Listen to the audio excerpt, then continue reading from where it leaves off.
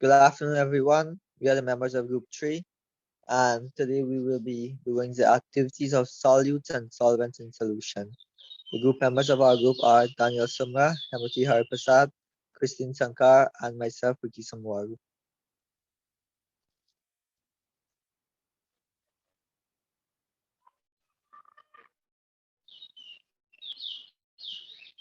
What is a solvent? Solvents are substances that the solute of a solution is dissolved in, and hence it is often found in larger quantities in most solutions. It is usually a liquid, but it can also be a gas, solid, or supercritical fluid. The temperature and presence of other substance in a sample varies the amount of solvent that is required to dissolve a solute. The solvents are grouped into nonpolar, polar, aprotic, and polar protic solvents, with each group ordered by increasing polarity. Some examples of solvent. The solvent for seawater is water, and the solvent for air is nitrogen. That means there's more nitrogen in the air and there's more seawater. There's water in the sea water. What is a solute? A solute is usually a solid, is a substance that is dissolved by the solvent in a solute. Concentration is a measurement of the amount of solute present in a chemical solution with respect to the amount of solvent. Solutes are usually solids that are dissolved into a liquid, which is usually the solvent. What is a solution? A solution is a homogeneous mixture of two or more substances which consist of a solute and a solvent and exists in any phase. The amount of solute that can be dissolved in solvent is called its solubility. Using air as an example, oxygen and carbon dioxide gases are solutes, while nitrogen gas is a solvent. Some characteristics of solutions. Particles in a solution are not visible to the naked eye.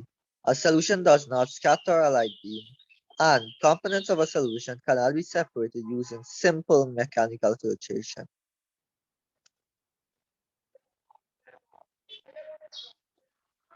Next slide, please.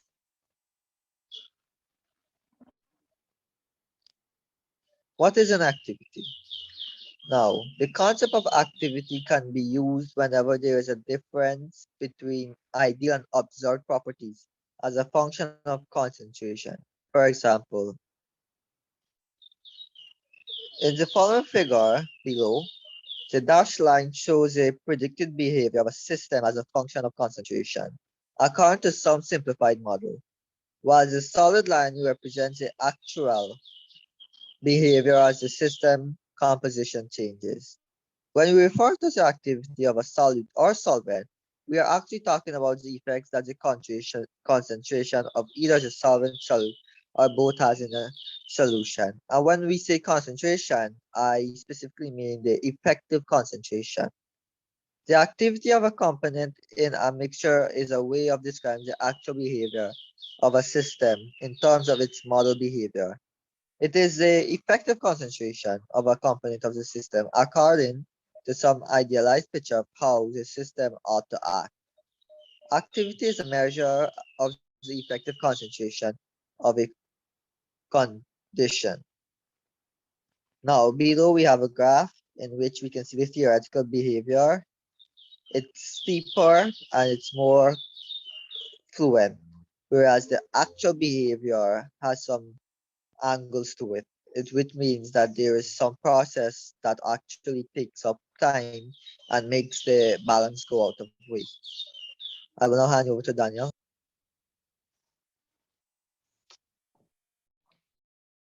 The activity of solutes in solutions. In order to use activity, we must have some sort of model of ideal behavior. Our model will be that of an ideal dilute solution, which is defined as a solution that follows Henry's law. So with this formula, you can see that PA is equal to KH times A, where P is the partial vapor pressure of the solute above the solution, KH is Henry's constant, and A is the concentration of the solute in the solution.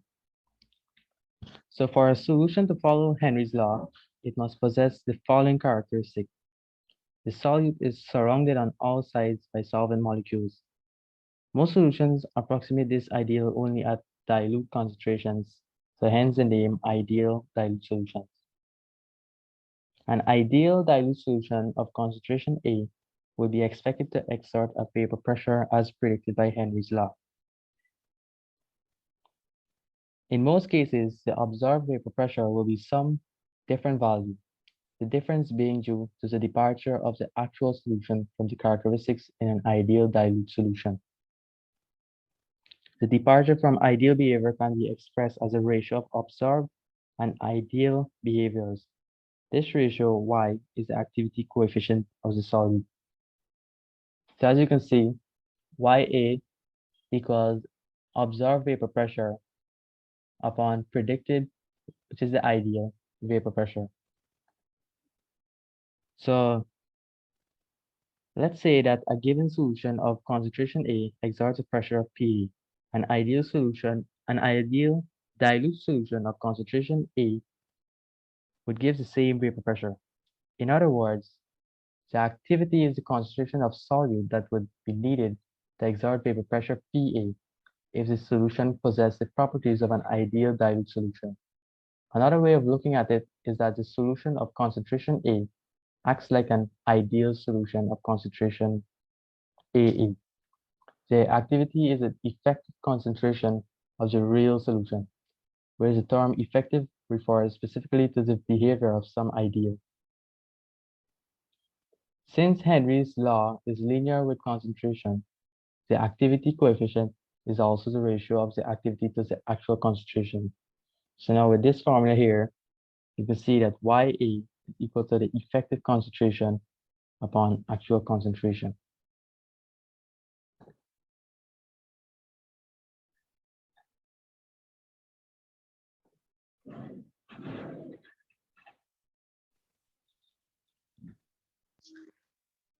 The activity of solvents in solution. Measurement of the activity of solvent of the basis of the colligative properties. A colligative property is a property of a solvent which depends solely on its molecular constitution rather than on the nature of the solutes in that solution. The existence of a colligative properties is a consequence of a major dilution of a solid by the solvent. Thus, these methods are used to determine the activities of a solvent. Hence, we always use the pure solvent reference, irrespective of the conviction chosen for a solution. Therefore, this convention no longer needs to be explicitly stated. Note that the method using the vapor pressure is already a qualificative method. Well, what I'm trying to say is that this activity of the solvent in the solution is basically how dilute the solvent down, right? Now, depending on the dilution of a solution, the effectiveness of it is different. That's why the effective concentration of the solute and solution in the solution is equally as important as the effective concentration of the solvents, as too much solute will be over diluted if the solvent, which is almost always more than the solute, is more than that of the solute. And with that said, here is our reference.